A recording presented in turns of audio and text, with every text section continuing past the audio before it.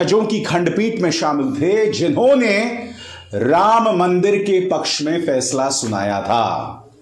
बात यहां नहीं रुकती। जस्टिस अब्दुल नजीर उन जजों में शामिल थे जिन्होंने नोटबंदी के मामले में मोदी सरकार के पक्ष में फैसला सुनाया था। यही नहीं, ट्रिपल तलाक वाले मुद्दे में जो फैसला आया था उसमें भी जस्टिस अब्दुल नजीर का अहम किरदार था। क्या आप जानते हैं कि वो अपने पद से कब रिटायर हुए हैं? इस तारीख पर गौर कीजिए, 4 जनवरी 2023, यानी कि अभी 2 महीने भी नहीं हुए हैं और जस्टिस अब्दुल नजीर को आंध्र प्रदेश का राज्यपाल बना दिया गया है। 2 महीने भी नहीं हुए हैं। आज मैं जस्टिस अब्दुल नजीर से हाथ जोड़कर एक प्रार्थना करना चाहूंगा। सर, न्यायपालिका की साख आपके हाथ में है। आंध्र प्रदेश के राज्यपाल का पद जो आपको मिल्लत इस्लामी आप तमाम उम्मती को अबू फजल की तरफ से सलाम अर्ज़ है। घर में बड़ी पर्दानशीन इज़्ज़तदार माँ और बहनों को अबू फजल की तरफ से सलाम अर्ज़ है। बहरहाल अल्लाह से उम्मीद है आप लोग खैरियत से होंगे, अल्लाह की हिफाजत में होंगे। इन मलूनों की मलामत से, इन फ़िरका परस्तों की फ़िरका परस्ती से, इन दरिंदों की दरिंदगी से, इन माबलीचरों की माबलीचिंग से, इन बलात्कारियों की बलात्कारी से महफूज होंगे। अल्लाह आप लोगों को अपने हिफ्ज़ अमान में रखे, अल्लाह अपनी हिफाजत में रखे, अल्लाह हर शर से, हर आबाद से आप लोगों को महफूज रखे। बहरहाल देश के हालात से भी आप लोग वाकिफ़ है, देश के बाहर के हालात से भी आप लोग वाकिफ़ है। वजह आप लोगों को बस यही बात बताऊंगा, ये जो रखा हूँ मैंने 1 मिनट 3 सेकंड का। हमारे कुछ लोग हैं, हमारे कुछ भाई है ऐसे वैसे कमेंट्स करते, ये कहाँ पे अबू भाई, कहीं सुनने को नहीं मिल रहा, कहीं देखने को नहीं मिल रहा। तो ये एक इन्हीं का चैनल है, 12 चैनल, लेकिन जो एंकर है वो बेहतरीन आदमी है, जैसा रविश कुमार है, उसके बाद सेकंड इसका नाम आता है ईमानदारी की बात बताने में। बहर केफ आप लोगों को ये बता दूं, मैं मोहम्मद नसीर चीफ जस्टिस का तो आप लोगों ने काफ़ी सुना, क्योंकि हमारी बाबरी मस्जिद का गलत फैसला वही दिया, जीएसटी में साथ हुकूमत का वो नहीं दिया, ट्रिपल तलाक के मसले में वो नहीं करा, नोटबंदी का मसला वो नहीं हल करा, यानी इसके उस पे, हालांकि आप लोगों को पता है ये 2023 ये साल 19 जनवरी को रिजाइन हुआ था, रिजाइन लिख दिया, रिटायर हो गया था।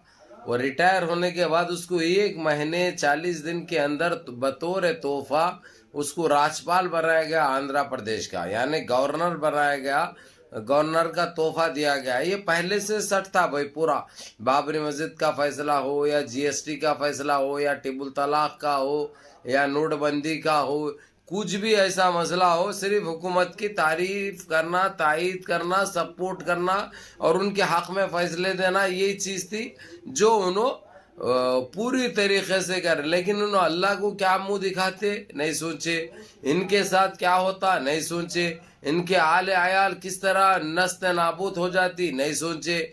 इन्हों एक मुसलमान होते हुए मुसलमानों को, मुसलमान की कौम को, इस्लाम को धोखा देने का काम करे, तो इनके साथ तो इनकी सज़ा अल्लाह सुब्हाना ताला तय करता, वो तो तय है, वो तो तय है। लेकिन आप लोगों को ये खुशखबरी बता दूं मैं कि इनको जो राज्यपाल बने, इनको जो तोहफा सरकार की तरफ से दिया गया, सरकार की सपोर्ट करने के लिए, सरकार की हूं में हाँ मिलाने के लिए, सरकार की गलत नीतियों को जो है सो इन्हों जो छुपा के जो उजागर नहीं करे, इनके सामने कई सबूत रखे गए, उसके बावजूद गलत फैसले जो इन्हों दिए गए, नोटों के बेस इनको तोला भी गया और इनको बतौर गवर्नर बनाया गया, राज्यपाल बनाया गया आंध्र प्रदेश का। लेकिन अभी अल्हम्दुलिल्लाह अल्लाह के लाठी में आवाज़ नहीं होती, जब वो गरजती है तो ऐसे ही बरसती है जैसा इनके ऊपर बरसी है। यानी इनका इंटरनेशनल कोर्ट से ये अहकाम जारी हो गए, इन्हों राज्यपाल नहीं बन सकते, इन्हों गवर्नर नहीं बन सकते, क्योंकि इन्हों खुद अपने मुंह से आज से तकरीबन 15 दिन पहले ये कबूल लिए थे, ये बात को इकरार कर लिए थे इन्हों कि मैंने बाबरी मस्जिद का गलत फैसला दिया, मैंने जीएसटी के मामले में गलत फैसला दिया, नोट बंदी के उसमें मैंने देश की हित को और देशवासियों की बात को नहीं समझा। इन्हों खुद इकरार कर लिए थे, उसके बेस पे इनको ये पद पर नहीं बिठाया जा सकता। ये रूल्स है इंटरनेशनल कोर्ट का, और ये करने वाले, इनके खिलाफ जाने वाला एक गैर मुस्लिम भाई है हमारा। गैर मुस्लिम भाई ने वहां तक पहुंचा और उसका साथ दिए हमारे ओआईसी के कुछ मेंबरों ने। और इनकी ये राज्यपाल इन्हों नहीं बन सकते, गवर्नर नहीं बन सकते। आप क्या करेंगे? अल्लाह की मार ऐसी होती है रे, समझो, संभलो, सुधरो, नहीं तो नस्ते नाबूद हो जाते। तुमको कोई पूछने वाला भी नहीं होता, इसमें कोई दौराहे नहीं है।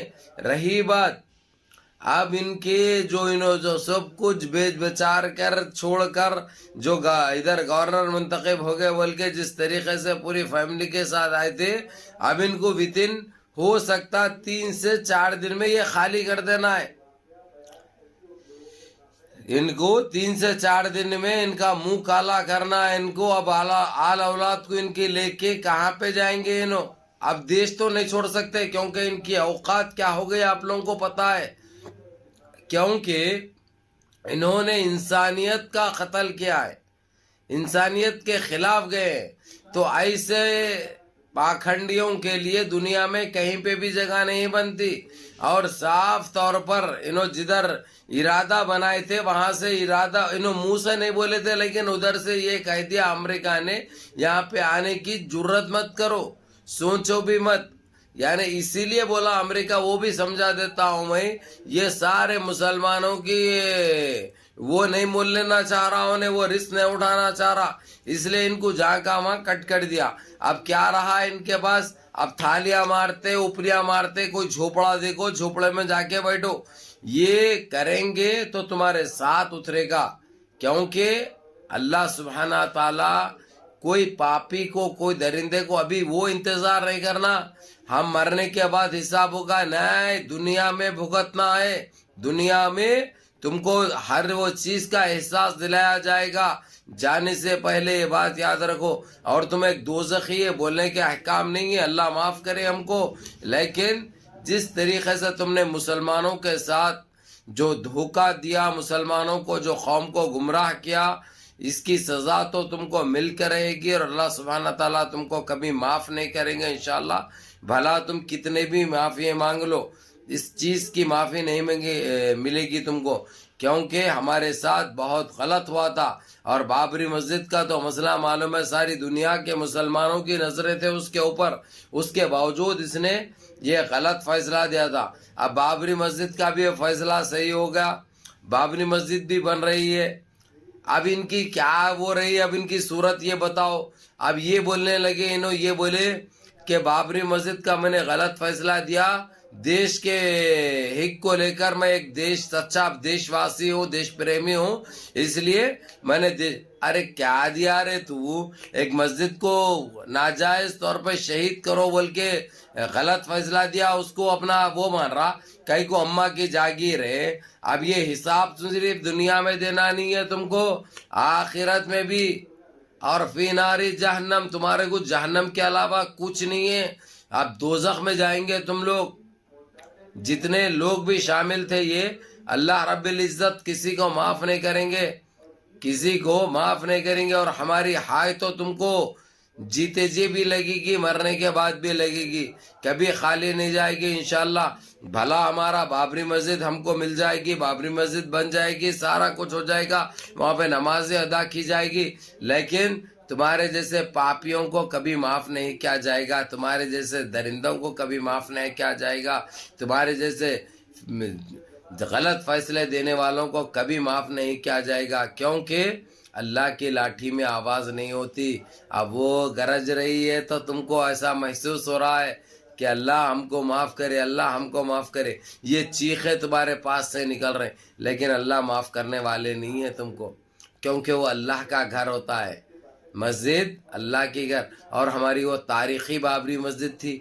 उसको हम कैसा भूल सकते, उसको कैसा रायगा जाने देते। अब क्या हुआ, یہ ساری چیزیں دیکھتے جاؤ انشاءاللہ. آگے ہوتا ہے کیا 3 سے 4 دن میں منہ کالا کرو وہاں سے.